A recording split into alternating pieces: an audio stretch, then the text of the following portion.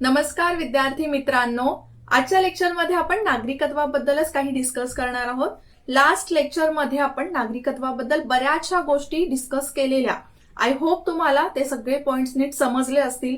आपण त्यामध्ये पाहिलेलं की नागरिकत्वासंबंधीच्या ज्या घटनेमध्ये तरतुदी आहेत त्या कशा कशामध्ये दिलेल्या आहेत. नागरिकत्वासंबंधीच्या तरतुदी कुठे दिलेल्या आहेत आपल्या राज्यघटनेमध्ये, तर ते म्हणजे भाग 2 मध्ये कलम 5 ते कलम 11 मध्ये. ठीक आहे, पण कलम 5 ते कलम 11 मध्ये ना जे काही सुरुवातीचं नागरिकत्व होतं त्या संबंधीच्या तरतुदी आणि संसदेच्या अधिकारांबद्दल तरतुदी करण्यात आलेल्या.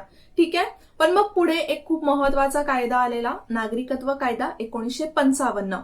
नागरिकत्व कायदा 1955 आल्यानंतर कोणत्या नागरिकाला आपलं सरकार नागरिकत्व देऊ शकतं किंवा एखाद्या व्यक्तीकडून त्याचं नागरिकत्व कसं काढून घेतलं जाऊ शकतं ते सगळं आपण पाहिलेलं. आणि त्या कायद्यामध्ये सतत चेंजेस सुद्धा होत आलेले आहेत, अमेंडमेंट्स झालेल्या आहेत. मग आता त्यातली जी रिसेंट अमेंडमेंट आहे जी खूप जास्त कॉन्ट्रोव्हर्शियल सुद्धा होती, त्याबद्दल आपण आजच्या लेक्चरमध्ये डिस्कस करणार आहोत, जी परीक्षेसाठी सुद्धा खूप महत्वाची आहेत. त्यामुळे परीक्षेला नागरिकत्वावर प्रश्न विचारला जाऊ शकतं. ठीक आहे, पण त्या अमेंडमेंट व्यतिरिक्त अजून काही गोष्टी आहेत ज्या नागरिकत्वाशी संबंधित आहेत. बघा, नागरिकत्वाशी ना काही अशा टर्म्स रिलेट करतात. आता आपल्या महाराष्ट्रामध्ये इनिशियली स्टेजवर त्या प्रॉब्लेम्स नाही आहेत. ठीक आहे, पण काही असे नॉर्थ ईस्टचे राज्य आहेत त्यांच्यातून काही निघून आलेले नागरिकत्वासंबंधीच्या काही संकल्पना आहेत. जसं त्यामध्ये ILP म्हणजेच इनर लाईन परमिट, त्यानंतर NRC या सुद्धा आपण डिस्कस करणार आहोत. कारण की बघा, जे सिटीजनशिप अमेंडमेंट ऍक्ट आलेलं, नागरिकत्व दुरुस्ती कायदा 2019 मध्ये हा आलेला, त्याच्यानंतर हे जे ILP आहे किंवा NRC आहे त्याबद्दल सुद्धा डिस्कस करण्यात आलेलं, त्याच्यावर सुद्धा बऱ्याचशा कॉन्ट्रोव्हर्सीज झालेल्या. त्यामुळे त्या सुद्धा परीक्षेच्या दृष्टीने महत्वाच्या ठरतात. आणि त्याचबरोबर इतर सुद्धा काही गोष्टी आहेत, जसं OIC, त्यानंतर POI किंवा NRI चा अर्थ काय होतो ते सुद्धा आपण पटकन समजून घेणार आहोत. ठीक आहे, सो सर्वात आधी आपण बघूया की नागरिकत्व दुरुस्ती कायदा काय आहे. सो बघा, नागरिकत्व दुरुस्ती कायदा बेसिकली कोणाशी संबंधित आहे, तर काही वर्षांपूर्वी आपल्या देशामध्ये काही देशांमधून अशी लोक आलेली जी इल्लीगल मायग्रंट्स होती. इल्लीगल मायग्रंट्स म्हणजेच काय, तर बेकायदेशीररित्या आपल्या भारतामध्ये आली आणि भारतामध्ये विदाऊट एनी डॉक्युमेंट्स राहिले. ठीक आहे, विदाऊट एनी डॉक्युमेंट्स म्हणजेच काय, जर समजा तुम्हाला प्रूव्ह करायचंय की तुम्ही भारताचे नागरिक आहात तर तुमच्याकडे बरेचसे डॉक्युमेंट्स असतात ना, जसं पासपोर्ट असतं, ड्रायव्हिंग लायसन्स असतं, पॅन कार्ड असतं, आधार कार्ड आता सर्वात तर महत्वाचं आहे. ठीक आहे, सो हे डॉक्युमेंट्स तुमच्याकडे असतात की तुम्ही भारताचे नागरिक आहात म्हणून. ठीक आहे, जन्माने, वंशाद्वारे किंवा कोणत्याही रिझनमुळे तुम्ही भारताचे नागरिक असता. ठीक आहे, पण हे असे व्यक्ती असतात जे भारतामध्ये आले तर पण त्यांनी कोणत्याच प्रकारचं डॉक्युमेंट घेतलं नाही आणि ते इल्लीगल मायग्रंट्स आहेत. त्यांना खरं तर भारतामध्ये जास्त वेळ राहण्याची परवानगी नाहीये, पण तरी सुद्धा त्यांच्या देशामध्ये त्यांच्यासाठी काही प्रॉब्लेम्स क्रिएट झाले, त्यामुळे ते भारतामध्ये आले. ओके, बेसिकली हे इल्लीगल मायग्रंट्स जे आहेत, जे बेकायदेशीररित्या आपल्या भारतामध्ये स्थलांतरित झालेले आहेत, ते अफगाणिस्तानमधून, पाकिस्तानमधून, श्रीलंकेमधून, नेपाळमधून तर नाही, खूप कमी असेल, आणि बांगलादेशमधून सर्वात जास्त भारतामध्ये आलेले आहेत. म्यानमारमधून सुद्धा आलेले आहेत बांगलादेश थ्रू. ठीक आहे, तर त्यापैकी असे काही देश आहेत, त्या देशातल्या नागरिकांसाठी जे आपल्या भारतामध्ये आलेले आहेत आणि बऱ्याच वर्ष राहिलेले सुद्धा त्यांच्यासाठी ही दुरुस्ती करण्यात आलेली. ठीक आहे, तर हा कायदा तर आलेला, बेसिकली तुम्ही डेट सुद्धा लक्षात ठेवू शकता, 12 डिसेंबर 2019 मध्ये. कोणत्या देशासाठी हा कायदा होता तर ते एकदा बघून घ्या. तर हा कायदा होता 3 देशांमध्ये, पाकिस्तान, बांगलादेश आणि अफगाणिस्तान. कोणत्या 3 देशांसाठी कायदा आहे? पाकिस्तान, बांगलादेश आणि अफगाणिस्तान या देशांमधून धार्मिक छळाला कंटाळून, म्हणजेच धर्माच्या नावाने त्यांचा छळ होतोय, त्या कारणामुळे जर कोणतीही लोक ही देश सोडून आपल्या भारतामध्ये स्थलांतरित झालेले आहेत त्यांच्यासाठी हा कायदा करण्यात आलेला. ठीक आहे, पण त्याच्यासाठी एक डेट ठेवण्यात आलेली, ते म्हणजे 31 डिसेंबर 2014 पर्यंत. कधीपर्यंत आलेले व्यक्ती असणार आहेत तर 31 डिसेंबर 2014 पर्यंत पाकिस्तान, अफगाणिस्तान आणि बांगलादेश या देशांमधून भारतामध्ये इल्लीगली स्थलांतरित झालेले व्यक्ती. ठीक आहे, पण त्याचं कारण काय असणार आहे की त्यांच्यावर धर्माच्या नावावर छळ झालेला असेल. पण बघा, सगळ्याच धर्मियांसाठी हा कायदा करण्यात नव्हता आला, तर त्यामध्ये फक्त 6 धर्म असे त्यांच्यासाठी हा कायदा करण्यात आलेला, ते म्हणजे हिंदू, शीख, बौद्ध, जैन, पारसी आणि ख्रिश्चन. ठीक आहे, सो हे लक्षात ठेवा. यावर तुम्हाला परीक्षेला प्रश्न विचारला जाऊ शकतो. हिंदू, शीख, बौद्ध, जैन, पारसी आणि ख्रिस्ती या समुदायाच्या लोकांना बेकायदा स्थलांतरित मानले जाणार नाही आणि त्यांना भारतीय नागरिकत्व दिलं जाईल. ठीक आहे. अफगाणिस्तान, पाकिस्तान, बांगलादेश या देशांमधून 31 डिसेंबर 2014 या डेटच्या आधी, या तारखेच्या आधी जर धार्मिक छळाला कंटाळून या 6 धर्मांचे लोक जर भारतामध्ये स्थलांतरित झाले असतील इल्लिगली, तर त्यांना इल्लिगली आता स्थलांतरित मानलं जाणार नाही. त्यांना भारताचं नागरिकत्व दिलं जाईल. ठीक आहे. आता डिरेक्टली नागरिकत्व दिलं जाणार नाही, तर ऑब्व्हियसली त्याच्यासाठी एक प्रॉपर प्रोसिजर असेल. त्याच्यासाठी त्यांना डॉक्युमेंट्स जे आहेत ते आपल्या गृह मंत्रालयाकडे सबमिट करावे लागतील आणि त्यांना दाखवावं लागेल की ते 31 डिसेंबर 2014च्या आधी या कारणांवरून भारतामध्ये स्थलांतरित झाले होते. ठीक आहे. मग इथपर्यंत आय होप तुम्हाला समजलं. पण मग नक्की अटींमध्ये यांच्यासाठी काय चेंज करण्यात आलेलं आहे? तसं सुद्धा जर समजा एखादा परकीय व्यक्ती भारतामध्ये 11 वर्षांसाठी राहिला तरी सुद्धा त्याला नागरिकत्व दिलं जातं. ठीक आहे. पण ते ठरवतं गृह मंत्रालय, आपलं सरकार ठरवतं की नागरिकत्व द्यावं की नाही, जरी त्याने क्रायटेरिया फुलफिल केला असला तरी. आणि ही 11 वर्षांची अट कोणत्या तत्वाद्वारे आहे? तर ते म्हणजे स्वीकृती तत्वाद्वारे. ठीक आहे. स्वीकृती तत्वाद्वारे जर एखादा व्यक्ती, क्लीन व्यक्ती 11 वर्ष जर भारतामध्ये राहत असेल तर त्याला नागरिकत्व मिळतं. ठीक आहे. आणि त्यासाठी इल्लीगल मायग्रंट्स नसले पाहिजेत, हे लक्षात ठेवा. प्रॉपर मायग्रंट्स असले पाहिजेत. मग त्याच्यासाठीच नागरिकत्व दुरुस्ती कायद्यामध्ये काय बदल करण्यात आला? जी 11 वर्षांची अट होती ती कमी करण्यात आली. ही अट करण्यात आली 6 वर्ष. ठीक आहे.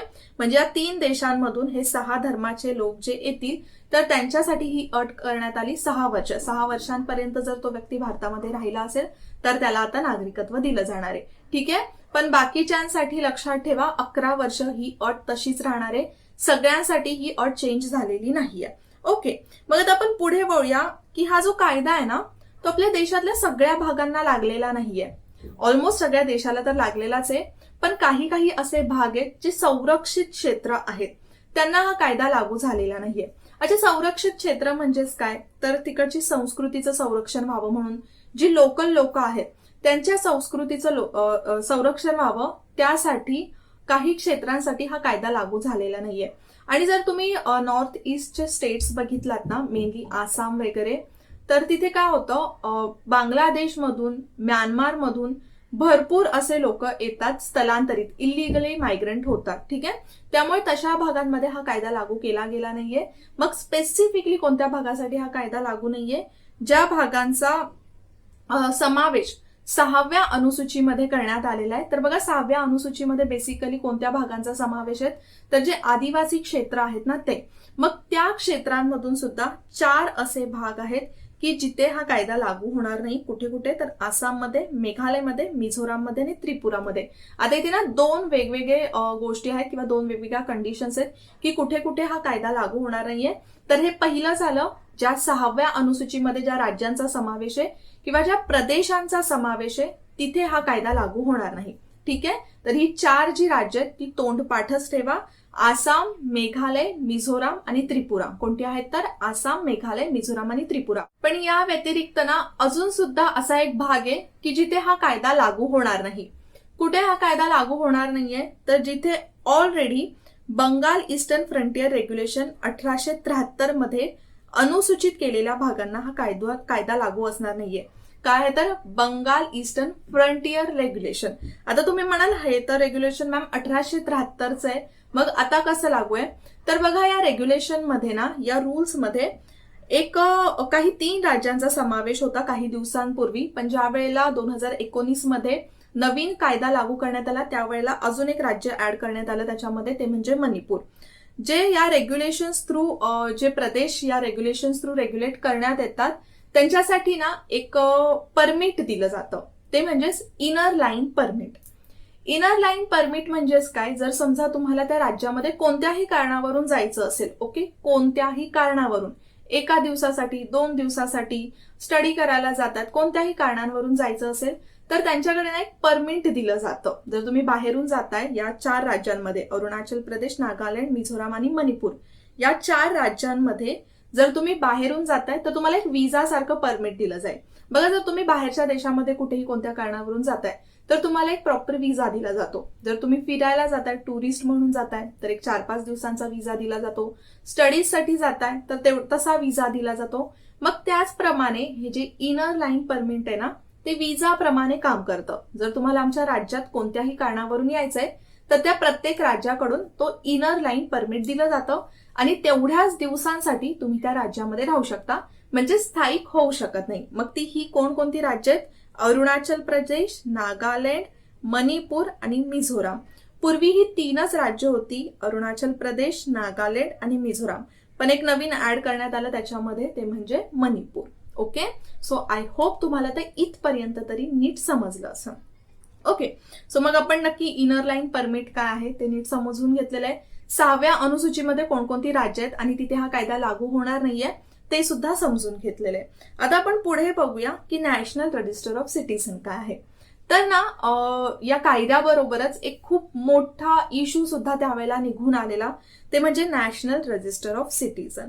आता तुम्ही बघाल इथे बरेचसे राज्य आहेत बघा, त्रिपुरा आहे, मेघालय, आसाम आहे. तर ना इथे त्रिपुरा राज्याने बरीचशी अशी मोठी मागणी केली होती की त्यांच्याकडे एनआरसी लागू करावं. काही दिवसांपूर्वी सुद्धा आपण त्याच्यावर डिस्कस सुद्धा केलेलं. तर आता ते का म्हणतात एनआरसी लागू करावं? तर बघा, बेसिकली ना एनआरसी काय, एनआरसी जे आहे ना ते 1951 पासून लागू झालेलं आहे.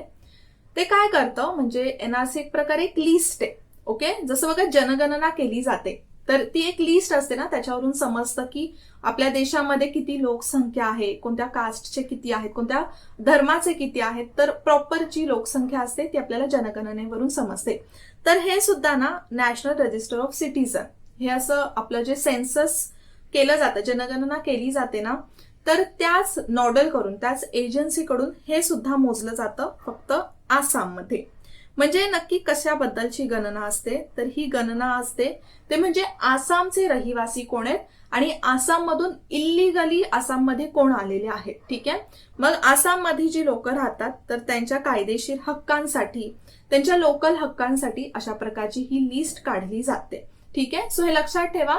आणि बरेचसे जे नॉर्थ ईस्टचे स्टेट्स आहेत ते एनआरसीची मागणी करतात की आमच्या लोकल लोकांसाठी ही लिस्ट जी आहे किंवा हे जे रजिस्टर आहे ते सगळीकडे अप्लाय केलं पाहिजे किंवा सगळीकडे अशा प्रकारची मोजणी झाली पाहिजे. ओके, पण हे कशासाठी आहे की जे इलिगल मायग्रंट्स आहेत आणि जे लोकल लोक आहेत किंवा जे कायदेशीर तिथे राहतात त्यांच्यामध्ये डिफरन्स समजला जावा त्याच्यासाठी. ठीक आहे, सो आय होप तुम्हाला इथपर्यंत तरी समजलं असेल. आपण बऱ्याचशा गोष्टी या एका कायद्यामध्ये नीट समजून घेतलेल्या आहेत.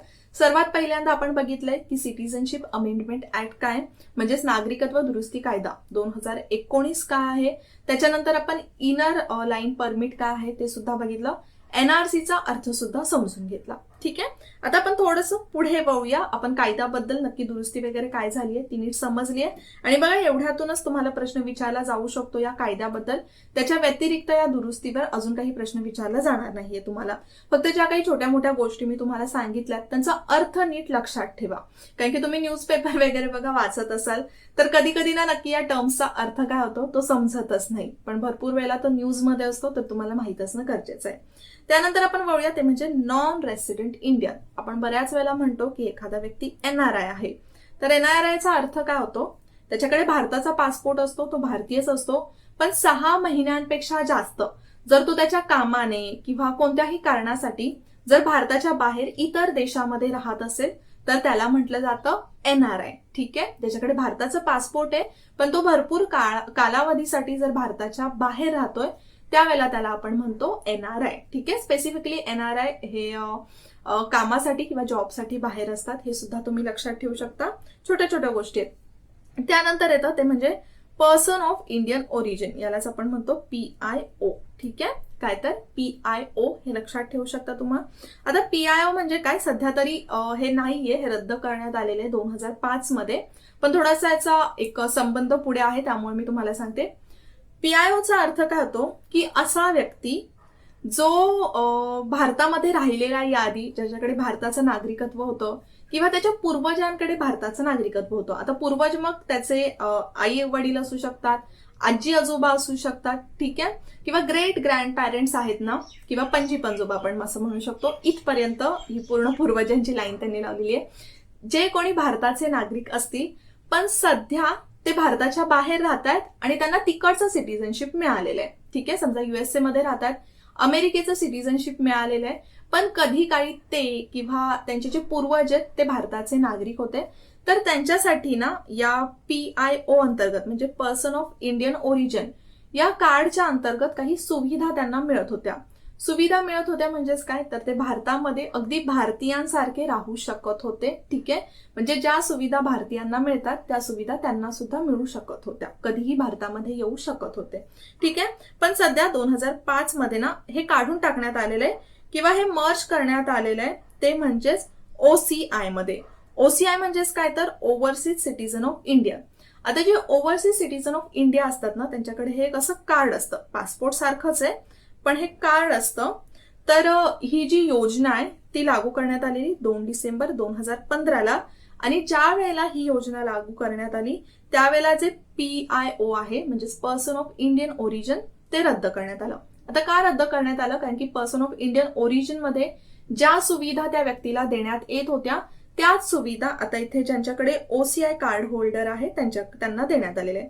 अच्छा, तर OCI कार्ड होल्डर कोण असणार आहेत, तर तेच की ज्यांचे पेरेंट्स किंवा ज्यांची जे आजी आजोबा आहेत जे भारताचे नागरिक असतील किंवा 1950 नंतर, हे लक्षात ठेवा, ज्यानंतर आपली राज्यघटना लागू झालेली आहे त्याच्यानंतर ते कधीही भारताचे नागरिक राहिले असतील. ओके, ते कधीही भारताचे नागरिक राहिले असतील किंवा त्यांचे जे पूर्वज आहेत ते भारताचे नागरिक राहिले असतील, तर त्यांना ना हे कसं कार्ड दिलं जातं, ओव्हरसीज सिटीजन ऑफ इंडिया.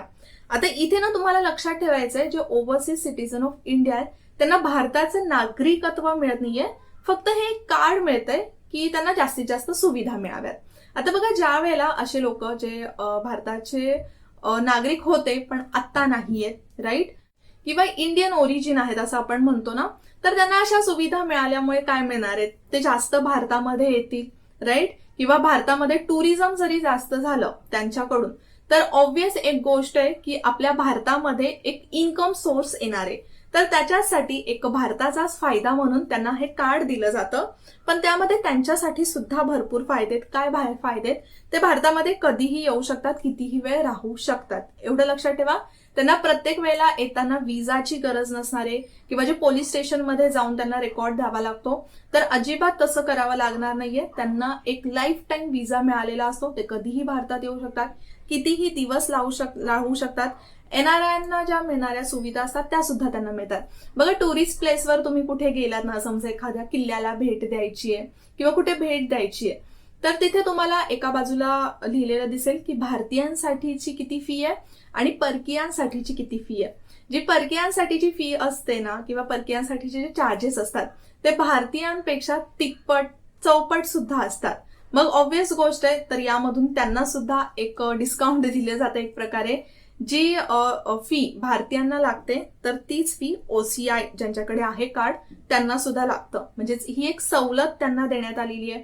त्याचप्रमाणे ते भारतामध्ये कोणत्याही प्रकारचं काम करू शकतात, एवढं लक्षात ठेवा, म्हणजे कोणत्याही प्रकारचं बिझनेस ते ओपन करू शकतात, कोणत्याही प्रकारचं काम करू शकतात.